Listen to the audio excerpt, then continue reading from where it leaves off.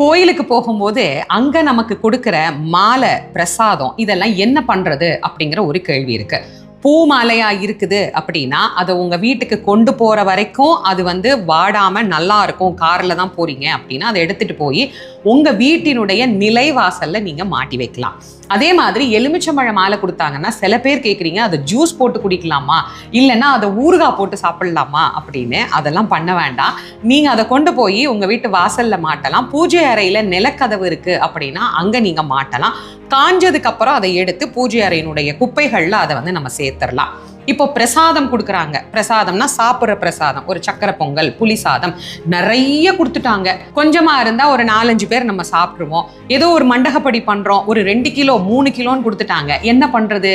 அதை அங்க இருக்கிற அனைவருக்கும் பகிர்ந்து கொடுக்கலாம்.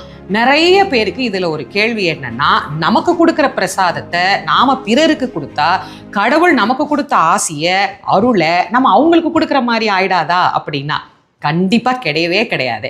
இறைவன் நமக்கு கொடுக்கறத நாம பிறருக்கு கொடுக்கும் போதுதான் இறைவன் ரொம்ப சந்தோஷப்படுவார். இவன் மட்டும் இதை வச்சுக்கணும்னு நினைக்காம எல்லாருக்கும் கொடுக்கணும்னு நினைக்கிறானே, இவனுக்கு இன்னும் நிறைய கொடுப்போம் அப்படின்னு கடவுள் அள்ளி அள்ளி கொடுப்பார். இந்த அளவு கொஞ்சோண்டு இவ்வளவுதான் விபூதி கொடுக்குறாங்க, இது எனக்கு மட்டும்தான் வேணும், பின்னால ஒருத்தர் கேட்கிறார் எனக்கு கொஞ்சமா கொடுங்களேன் அப்படின்னா அவருக்கு கொடுக்காம நாம் அதை எடுத்துட்டு வரக்கூடாது. அது விபூதியோ சந்தனமோ குங்குமோ ஒரு முழம் பூவா கூட இருக்கட்டும், சுத்தி இருக்கிறவங்களுக்கும் கிடைக்கலன்னா அவங்களுக்கு பகிர்ந்து கொடுத்துட்டு பிரசாதங்களை பிறருக்கு கொடுக்கறதுல எந்த தப்பும் கிடையாது.